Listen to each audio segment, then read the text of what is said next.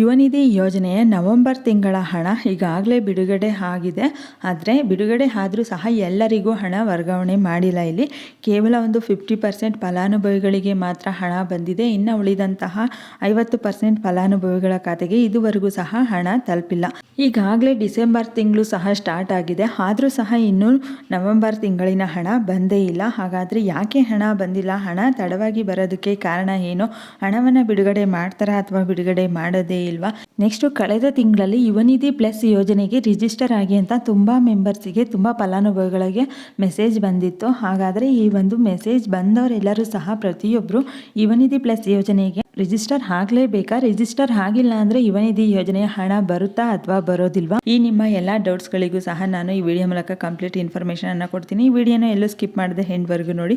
ಹಾಗೆ ಯಾರಾದರೂ ಇದೇ ಫಸ್ಟ್ ನನ್ನ ಚಾನಲನ್ನು ನೋಡ್ತಾ ಇದ್ರೆ ಈಗಲೇ ಸಬ್ಸ್ಕ್ರೈಬ್ ಮಾಡಿ, ಈ ವಿಡಿಯೋಗೆ ಒಂದು ಲೈಕ್ ಕೊಡಿ, ವಿಡಿಯೋನ ಆದಷ್ಟು ಬೇರೆಯವರಿಗೂ ಸಹ ಶೇರ್ ಮಾಡಿ.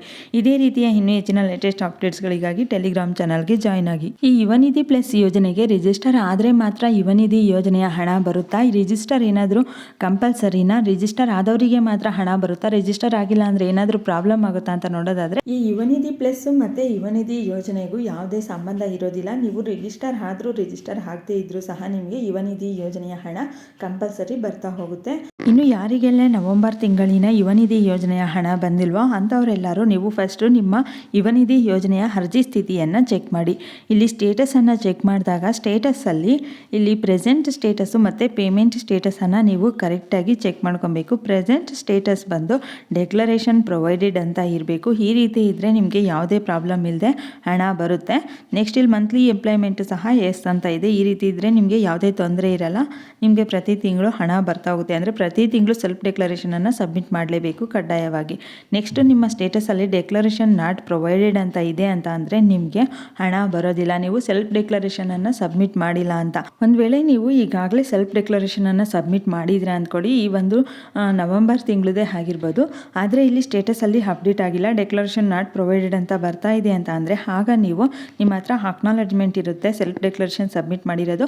ಆ ಒಂದು ಅಕ್ನಾಲೆಜ್ಮೆಂಟ್ ಫಾರಮನ್ನು ತಗೊಂಡು ನಿಮ್ಮ ಹತ್ತಿರದ DDP ಆಫೀಸ್ಗೆ ಹೋಗಿ ವಿಚಾರಿಸ್ಬೋದು. ಅಥವಾ ನೀವು ಹೆಲ್ಪ್ಲೈನ್ ನಂಬರ್ಗೆ ಕಾಂಟ್ಯಾಕ್ಟ್ ಮಾಡಿ ಅವರನ್ನು ಸಹ ವಿಚಾರಿಸಿದ್ರೆ ಆಗ ನಿಮಗೆ ಅಪ್ಡೇಟ್ ಮಾಡಿ ಕೊಡ್ತಾರೆ. ನೆಕ್ಸ್ಟು, ಸ್ಟೇಟಸನ್ನು ಚೆಕ್ ಮಾಡಿದಾಗ present status DBT processed, payment status success ಅಂತ ಇದೆ ಅಂತ ಅಂದರೆ ಈಗಾಗಲೇ ನಿಮ್ಮ ಖಾತೆಗೆ ಹಣ ತಲುಪಿದೆ ಅಂತ. ಒಂದ್ಸಲ ನೀವು ನಿಮ್ಮ ಅಕೌಂಟನ್ನು ಕ್ರಾಸ್ ಚೆಕ್ ಮಾಡ್ಕೊಳ್ಳಿ. ಹಾಗೆ ಬ್ಯಾಲೆನ್ಸನ್ನು ಸಹ ಎನ್ಕ್ವೈರಿ ಮಾಡಿಸಿ. ನಿಮಗೆ ಬಂದಿಲ್ಲ ಅಂತ ಅಂದರೆ ನಿಮ್ಮ ಬ್ಯಾಂಕ್ಗೆ ವಿಸಿಟ್ ಮಾಡಿ ಅಲ್ಲಿ ನೀವು ವಿಚಾರಿಸ್ಬೋದು. Next, present status DBT pushed ಅಂತ ಇದ್ದು ಪೇಮೆಂಟ್ ಸ್ಟೇಟಸ್ಸು ಪೆಂಡಿಂಗ್ ಅಂತ ಇದೆ ಅಂತ ಅಂದರೆ ನಿಮ್ಮ ಹಣ ಈಗಾಗಲೇ ಸರ್ಕಾರ ಕಡೆಯಿಂದ ಬಿಡುಗಡೆ ಆಗಿದೆ, ಆದರೆ ಇನ್ನೂ ಬ್ಯಾಂಕ್ ಖಾತೆಗೆ ತಲುಪಿಲ್ಲ ಅಂತ.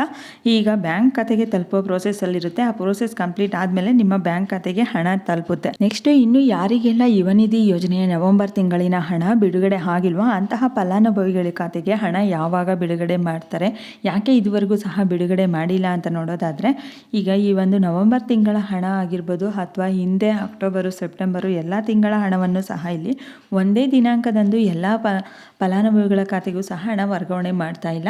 ಈ ಹಿಂದೆ ಎಲ್ಲ ಮಾಡ್ತಿದ್ರು, ಆದರೆ ಈಗ ಒಂದು 3-4 ತಿಂಗಳುಗಳಿಂದ ಸಹ ಈ ಒಂದು ಯುವನಿಧಿ ಯೋಜನೆ ಒಂದು ತಿಂಗಳ ಹಣವನ್ನು 3-4 ಕಂತುಗಳಲ್ಲಿ ಬಿಡುಗಡೆ ಮಾಡ್ತಾ ಇದ್ದಾರೆ.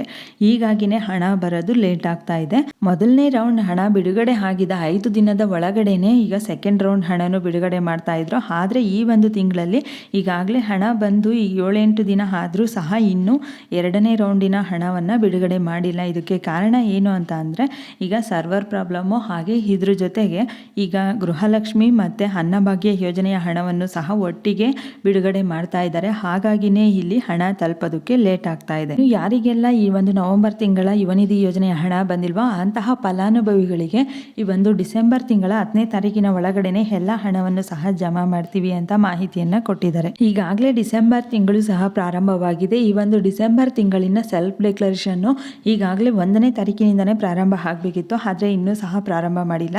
ಈ ಒಂದು ವಾರದ ಒಳಗಡೆನೆ ಸೆಲ್ಫ್ ಡೆಕ್ಲರೇಷನ್ನು ಸಹ ಓಪನ್ ಆಗುತ್ತೆ. ಆಗ ಪ್ರತಿಯೊಬ್ಬರು ಸಹ 25ನೇ ತಾರೀಕಿನ ಒಳಗಡೆನೆ ಸೆಲ್ಫ್ ಡೆಕ್ಲರೇಷನನ್ನು ಕಡ್ಡಾಯವಾಗಿ ಸಬ್ಮಿಟ್ ಮಾಡಲೇಬೇಕು. ಸೆಲ್ಫ್ ಡೆಕ್ಲರೇಷನ್ ಸಬ್ಮಿಟ್ ಮಾಡಿದ್ರೆ ಮಾತ್ರ ನಿಮಗೆ ಪ್ರತಿ ತಿಂಗಳು ಯುವನಿಧಿ ಯೋಜನೆಯ ಹಣ ತಲುಪುತ್ತೆ.